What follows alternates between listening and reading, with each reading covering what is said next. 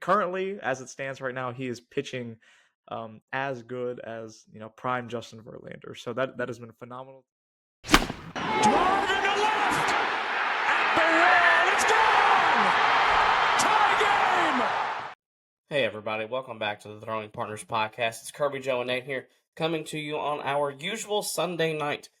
Tonight we are not going to talk a whole lot about our teams, but we are going to discuss kind of how the first month of the season has gone. We're going to do some early MVP looks and Cy Young looks, and then also too, we're going to talk about how historically bad the Rockies and the White Sox have been. So Joe and Nathan, would you like to start with an MVP talk or a Cy Young talk first? I'll let y'all decide. I'm going to go ahead and start off with the Cy Young talk, only because Hunter Brown, Astros pitcher, is on pace to win the Cy Young at this point because he's been absolutely tearing up the league. He pitched an absolute gem today, I believe. Yeah. And he absolutely dominated the Kansas City Royals.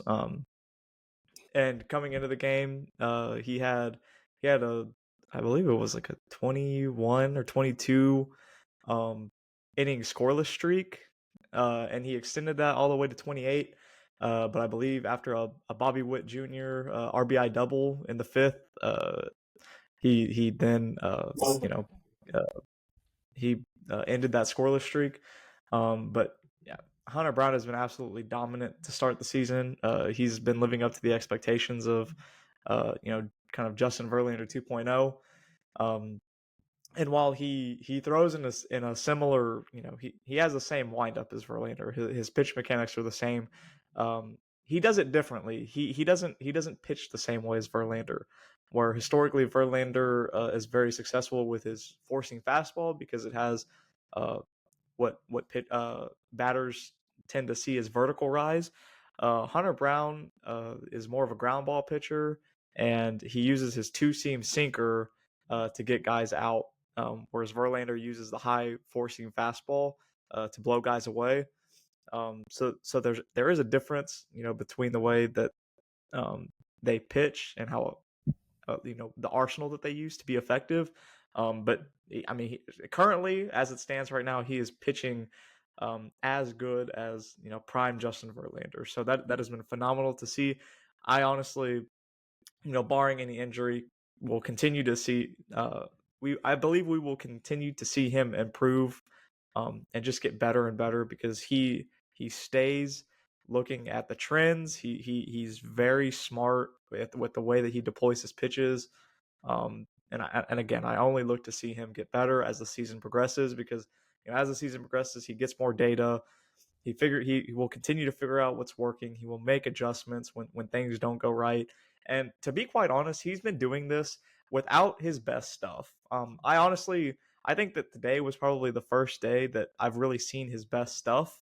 But in the first like 3 or 4 starts that he's had, it's really looked like he's been kind of like feeling through it. Like he hasn't had his best breaking pitches. He hasn't had his best sinker. But I think that now he's really starting to come out of that. I think he's really starting to get a feeling for all of his pitches and the way that they're moving. I think that he's only going to get better as the season progresses. So I have him as my Cy Young pick. As I stated in our Cy Young predictions, I had him as a dark horse, and I think that we're really seeing that come to fruition right now. Well, I don't disagree with you at all, Joe. And actually, that's who I have as well as the Cy Young right now Cy Young frontrunner for the American League.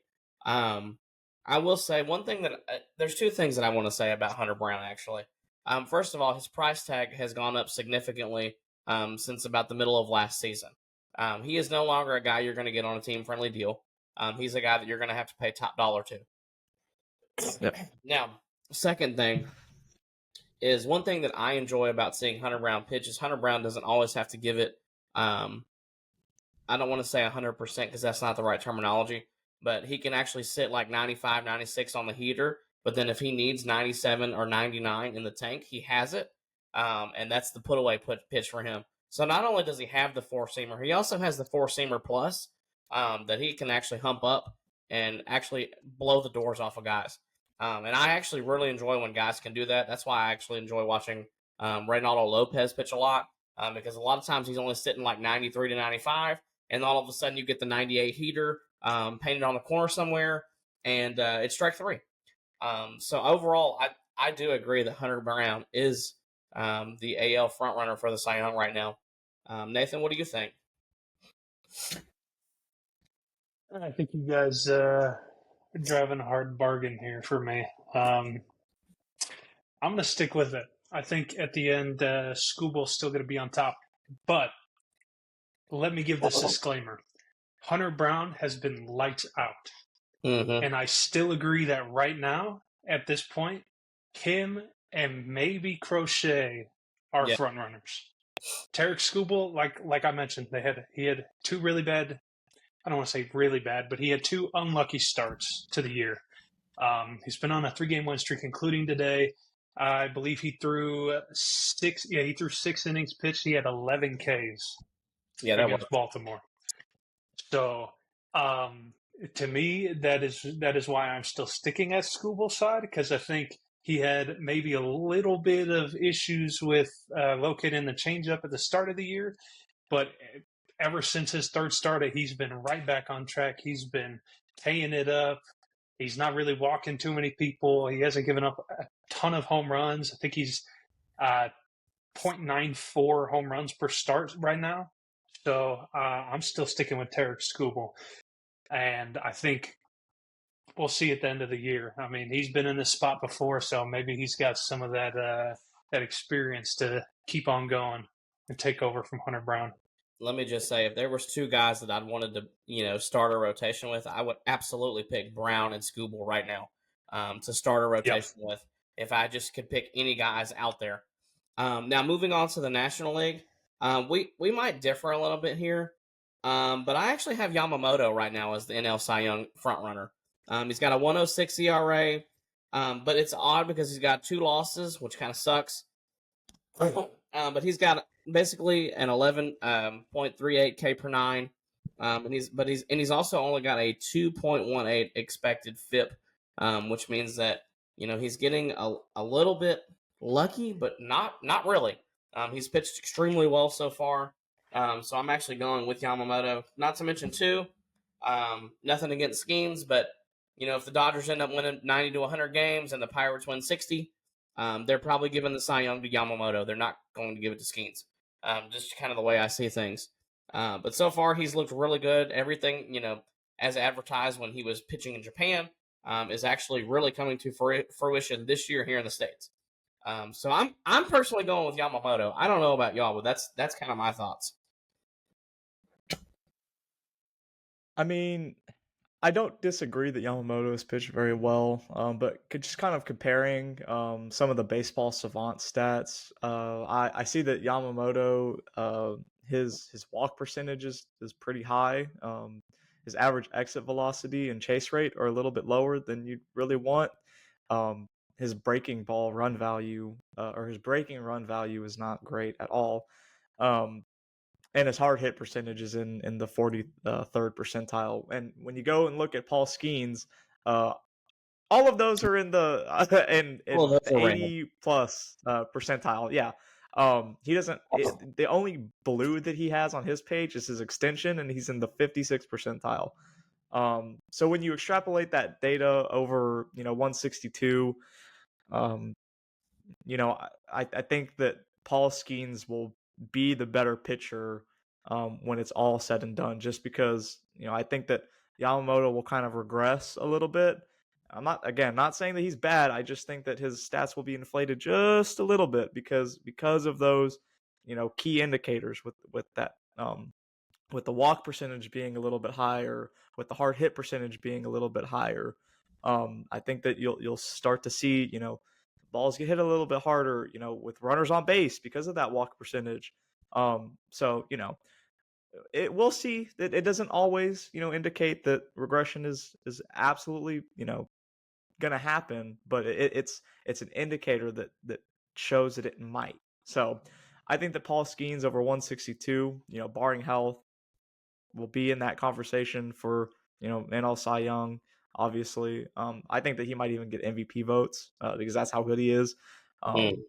So yeah, I mean, and we're not in the situation anymore where it's like Jacob deGrom, I believe it was in like 2014, 2015, where writers are still looking at, win-loss records. I think that if a pitcher is truly dominant, no matter what team he's on, the win-loss record for the pitcher isn't going to matter because, if you have a, a 2.39 ERA, but your team is only putting up an average of like 2 runs a game, and every time you start, they're only scoring 2 runs, but you give up 2, and you get a no decision or you get a loss because that game, your team only scored 1 run. I don't think that the writers are necessarily holding that against pitchers anymore, which has been really good to see. I'm glad that they're starting to adapt because honestly, dominance deserves to be recognized.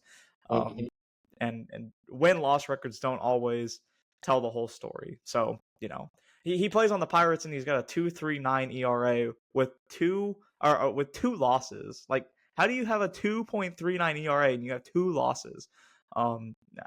Just baffles me. But it's possible and it happens, and I'm glad that we're out of that era where that's held against pitchers. So I believe that Skeens will come out on top in the NL Cy Young. Well, it's interesting too, Joe, because we could see Skeens this year have like a 500 record. It wouldn't surprise me at all if he's like 9-8 for the year with an ERA of like 2.3 and 280 strikeouts. Which I mean, the underlying numbers, all of that looks great, and then you see he's got like a 10-8 or an 8-8 record, or even like an 8-12 record. But that just shows you how atrocious the Pirates front office is when it comes to building a roster or spending money or anything like that, and not willing to, maybe help your one superstar actually like give you a chance to make a postseason run. But that's a whole nother topic for a whole nother day. Nathan, what do you think? So my pick, I'm going to stick with Joe. I think Skeens is going to pull it out in the end. But I do have a couple names that interest me in this race. I don't know if you guys will agree with me on this. Clay Holmes, since making the transition across the city and to starting pitcher, he's been pretty decent. He's 3-1 right now. He's pitched 6 games. His Ks per 9, 10.9. And he has not given up a home run yet. He's got an okay ERA. It's a 2.64. His FIP's 2.15. So, I mean, he's all right. He's got a 0.9 WAR. But he's 1.0. But he's hanging around. I think he's got an interesting case to be one of the best pitchers in the league right now. The other one that I'm looking at really is Hunter Green. Hunter Green has been serving. He's been dishing everyone Ks so far this year. Mm-hmm. He's just been on an incredible start. I remember his senior year in high school, how much hype he had to be a two-way player. And I think we're starting to see some of that potential finally come out. He's got pretty much a 10.6 K per 9 and a 2.7 ERA. Am I looking at that right? Yeah. I mean, he's right there. Mm-hmm. Granted, he's got 2 losses, which, we could kind of go back to the Paul Skeens 2 losses. Some of Cincinnati's offensive games have been quite abysmal. But I think he's another interesting name to keep in the conversation there. I think right now in both leagues, there is a lot of pitchers who are pitching very well.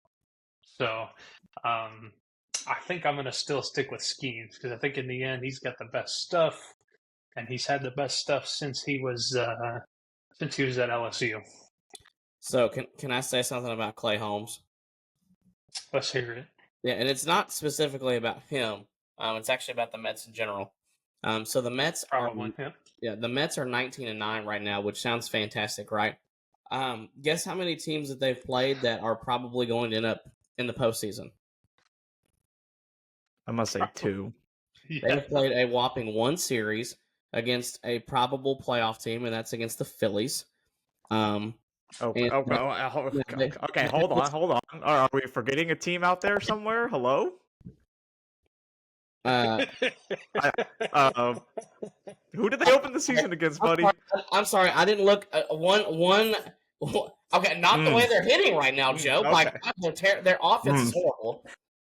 But the way that they're pitching, I mean, Okay, hold on, time out. Okay, I get that they're not hitting the greatest right now, but I don't believe that Christian Walker, Yordan Alvarez, and Yainer Diaz are going to continue to hit as bad as they have been.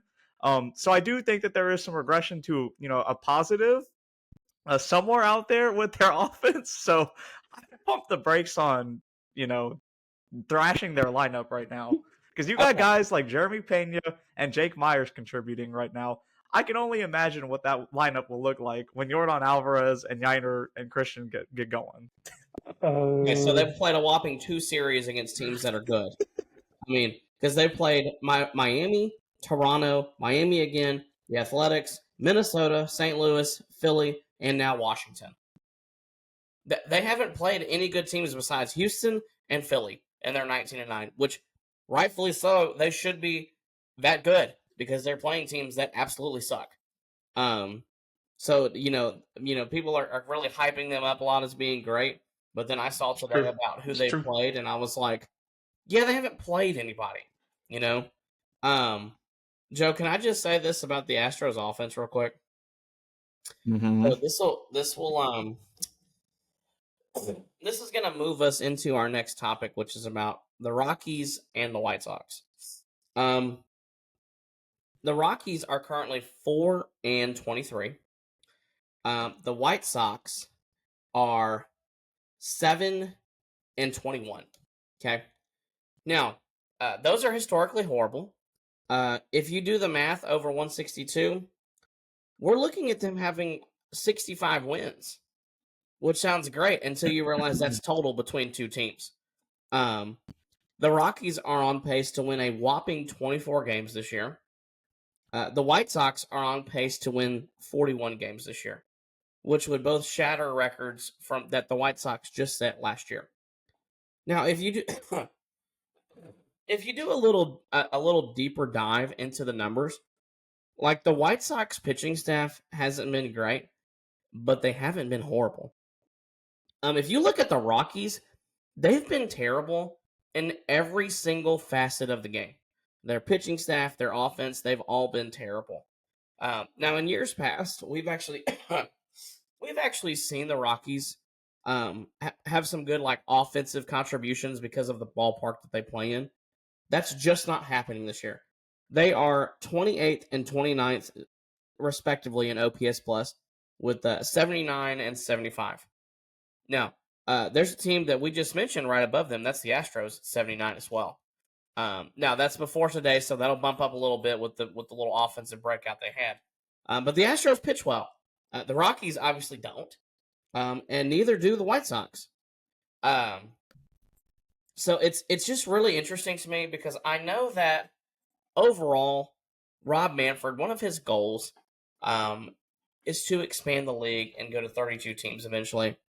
But right now, you've got 2 teams that are fielding teams that are basically non-competitive.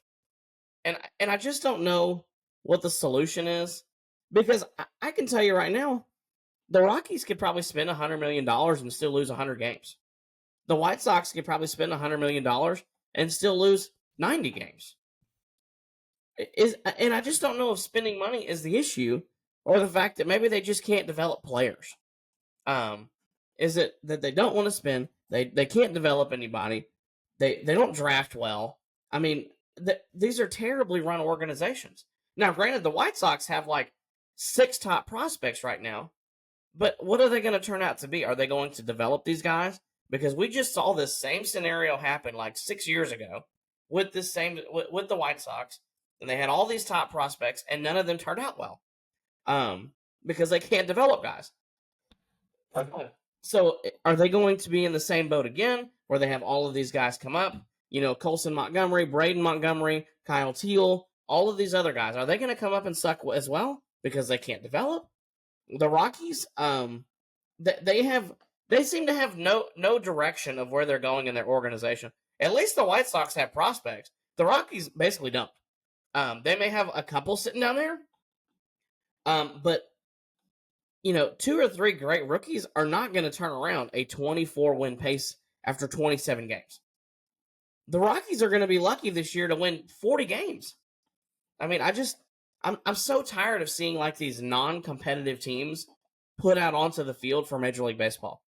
Because right now, I guarantee you that there are AA teams and AAA teams that could easily stomp the Rockies.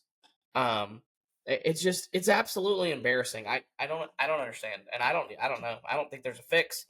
I think that both of them could be historically even worse than last year. What are your thoughts?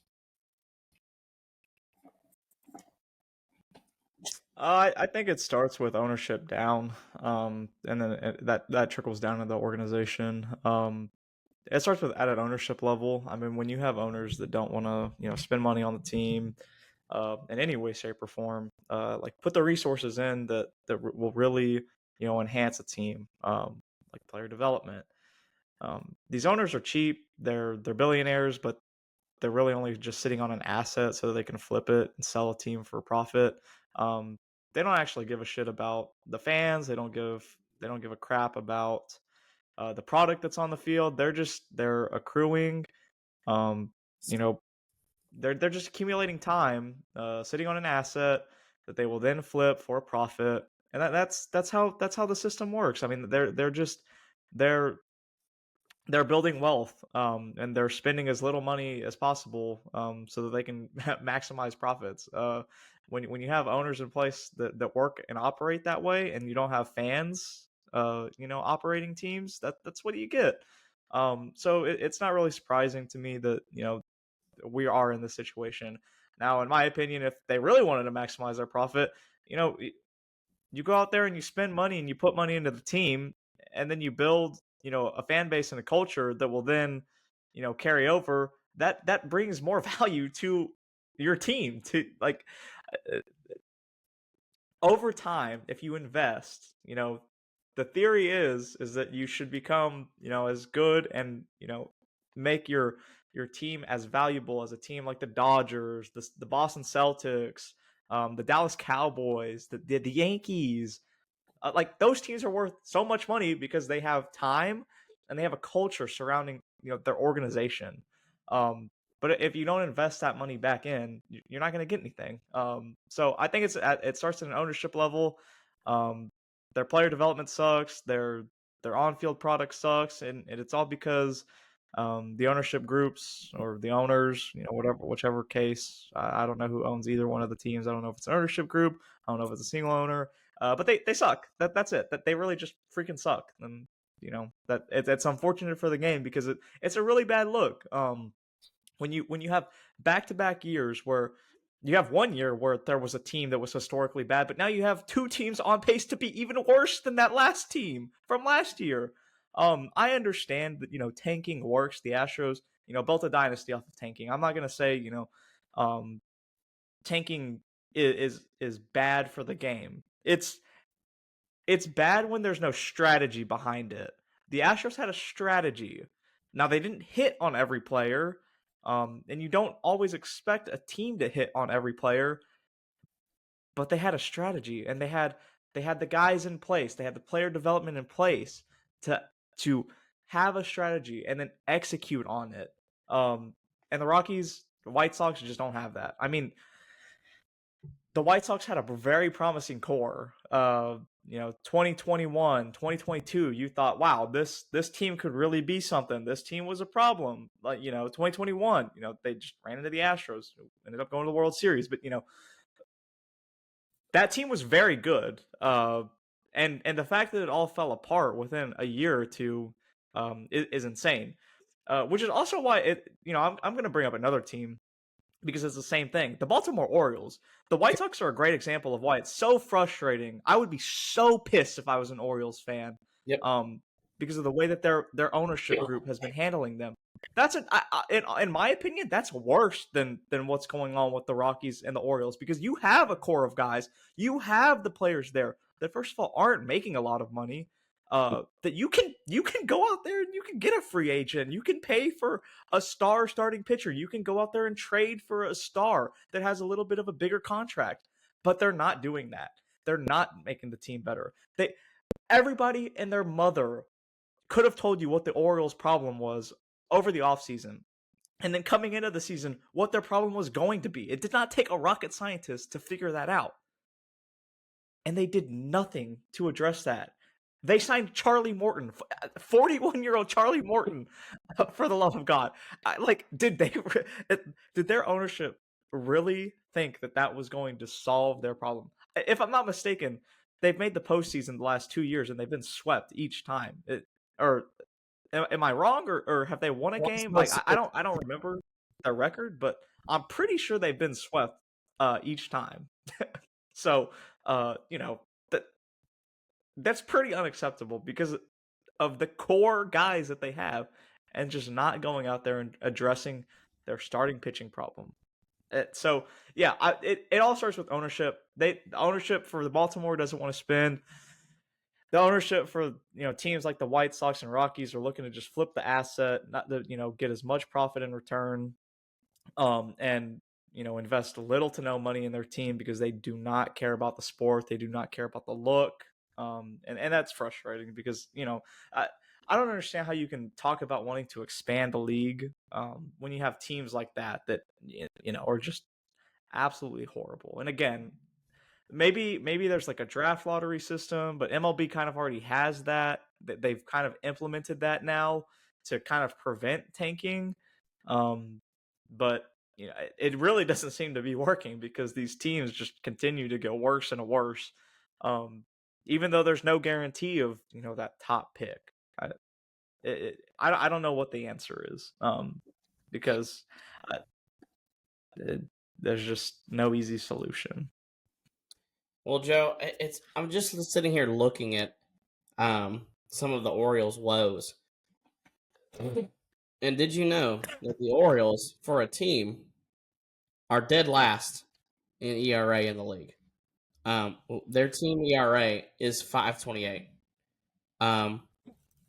Yeah, which you're not winning many ball games with that. Their team ERA plus is 71. Their team FIP is actually, they're actually 25th in FIP at 472. So not the worst, but you might as well just be last. Their team WHIP is 1.55. There's nothing good about their pitching staff. And if you'll recall, when we were talking about our predictions for the season, I told y'all I thought that the Orioles could get last in their division. Right now, they're dead freaking last with no hope in sight. And their stars, who, everybody touted that they were going to be the next Astros coming up as far as, a run of dynasty. And they were going to have all of this talent, just like the Astros did. They're not playing like stars. When you saw the core with the Astros, you had Springer, you had Altuve, you had George Springer. I'm sorry, you had Alex Bregman. You had Kyle Tucker come up and develop. They developed Jordan. The center fielder camera. Do what? Yeah, They have a center field camera. Hey, trash can, real MVP. Exactly. It was just one of those things that all of those guys they all hit on, but they had some that they didn't hit on.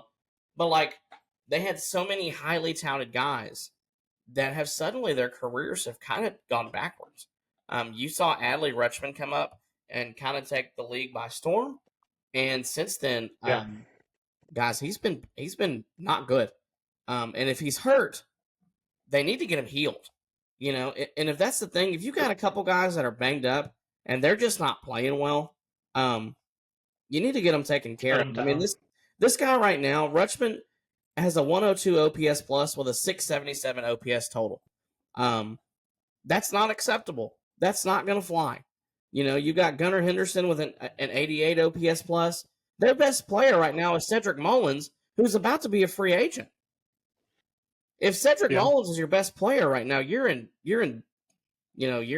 trouble. Jackson Holiday is sitting at a 109 OPS plus. So he's actually improved, but we're talking about a 21-year-old, 22-year-old. And then I don't even want to scroll to their pitching staff because it's a lot of black ink for the worst reasons. So it's just I would be so mad as an Orioles fan, like Joe was saying, for the sheer fact that they didn't even go out and get a couple quality arms in the offseason. And as the owner, the Rubensteins actually told Mike Elias, "You've got free range. Go ahead and go get what you need. Go get what you want." And he didn't do it. If they really care, I'm firing the guy. I'm letting him go. I am canning him today because of because of what he is wasting right now in this window that they have with all of these guys on the team. Because I'm going to tell you right now, every guy in the clubhouse knows what issues they have as far as their roster and the way it's built. Every guy can tell you, man, our pitching staff sucks. Dallas Keuchel told you in 2015 that they needed bullpen help, and what happened? They went and got bullpen help. He told the media that. He said, we need some bullpen help, and they went and traded for him. He just had the nuts to say it, which I really appreciated at the time. I thought it was awesome. But if you're the Orioles, he did the same. Do what? He did the same thing, and he did the same thing in 2017, and then they got Justin Verlander. So all it really takes is one player shaking up sometimes. I mean, that's right. Well, and that's the whole thing too. If you're one of the guys that's a position player, your job just got a lot harder when you came into spring, knowing that you're not going to have a single starter that's really going to be able to give you 6 quality innings. You're going to have some horses in the back end of the bullpen, but what does it matter if you're already down 4 runs? What does it matter? Yeah. So your job just became a lot harder because of your front office refusal to go out and help you on the pitching staff. So maybe they're pressing for the sheer fact that we have to hit well because we're damn sure not going to pitch well. So, I mean, I think that they're probably facing a lot of that pressure. So I would hate to. They probably feel like they have to be too perfect, and that added pressure. I mean, baseball, hitting a baseball is already one of the hardest things to do in sports. It's technically supposed to be physically impossible. When you have the added pressure of, hey, every night we have to go out there and be perfect because we know our starters are not going to give us 5 or 6 innings, and they're going to give up 4 runs. We have to go out there and score at least 4 or 5 runs every game to even think about winning. That's a lot of added pressure on a team. And I was thinking about this before the game. Before we recorded. Coming into a season, just knowing, going into the offseason, knowing that there's a problem, waiting 3 months to have your team, your front office, not address that problem. That's got to be so demoralizing as a player coming into spring training, knowing that, we know what our issue is. Everybody knows what the issue is, and then we just sat on our hands all off season. And I really, you say that the ownership group told Mike Elias to go out there and spend money. He has free reins, and I find that really hard to believe that they told him that and he did nothing, because I know for a fact that Mike Elias is one of the reasons that the Astros were so successful during their run. I have a hard time believing that he just did absolutely nothing with this supposed free range that he was given. I mean, I have to believe that there were constraints placed on him, that they told him not to spend money, secretly, maybe not, publicly, because it does not make sense to me, the fact that he did not go out there and spend money. Yeah. Well, I think the last thing that we wanted to talk about was our MVPs. I don't know about you guys, but are any of you against Aaron Judge being an MVP again? Because right now he is absolutely dominating the league. He's hitting 408. He's got a WRC plus of 250, which is in the all-time ranks, and an F4 of 2.5. If you think somebody else should be the AL MVP right now, please speak up, because I don't think that there should be. I don't think there's anybody close right now. Yeah, there's nobody close to Aaron Judge. He's having an absolute, dominant regular season as always. But as I always say, whenever you look at Aaron Judge and whenever he hits a home run, I always tell you to look at the count, the score, and the inning. And that really tells you, that really gives you the picture. I always see Aaron Judge, hit a towering home run when it's like the the bottom of the eighth, the score is like 7-2, and there's a meatball right down the middle. That's what I always see. I don't know. You still have to hit the ball. I get it, but Aaron Judge, American League MVP. I don't think that any of us disagree with that. No, so you know. Well, since we're all in consensus there, moving on to the National League, I personally have FTJ, Fernando Tatis Jr. He's got a 1.9 F4, a 190 WRC plus. He's got a slash line of 347, 412, and 634, which is a 1046 OPS plus or OPS. He's got 8 home runs, 18 RBIs. And not to mention, guys, he is a Platinum Glove winner. That dude is a tremendous right fielder. Probably one of the best that the game's ever seen. I don't know about y'all. I know that there's a couple other people, like Kyle Tucker. Jung-Hoo Lee has also had a great start. But I'm personally going FTJ. I don't know. What do y'all think? I'm going Kyle Tucker mainly because he's transformed the Cubs as a team and as an offense, really, because the pitching staff is still god awful. But as a team, the Cubs' offense has just absolutely exploded with the addition of Kyle Tucker. Now, as I mentioned on the last podcast, I don't know if this the offense is sustainable. I know that Kyle Tucker is sustainable. I don't know about the rest of the guys surrounding him. But I think that Kyle Tucker, currently he has a 167 WRC plus. He plays a Gold Glove outfield. The dude's a baller. So I'm picking him as my NL MVP as of right now. Nathan, what do you think? Kirby, you got it on the head, man. I think it's finally Fernando's year to take something good home. I mean, he took home Rookie of the Year, but had some pretty good years outside of that Rookie of the Year and did not take MVP home. So I think finally we're going to see him take it. Kyle Tucker, he's interesting to me, Joe. I agree. He has transformed the offense, and I also don't know how sustainable the Cubs are going to be in the long term. But as of right now, according to the WAR chart, Kyle Tucker is not even the best hitter on the team. Best player, sorry. That'd be Pete Crow Armstrong. Mm-hmm. Pete Crow Armstrong is a 1.9 WAR right now. Tied for second best in the National League right now. Yep. Yeah. And that's insane. And this is probably less about his hitting and more about his defense. The dude is so quick. He's got a great glove. He's got a pretty decent bat. I mean, he's still hitting 284 and slugging 523. I mean, he's a contact hitter guy. So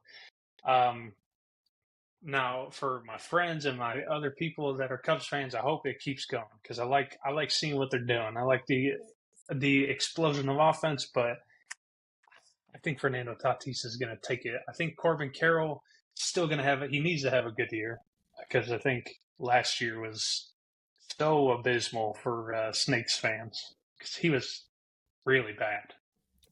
So he needs to keep it up. It's nice seeing Jung-Hoo Lee finally, somebody from a league overseas besides Shohei and some of the other pitchers. It's finally good to see a foreign position player do well.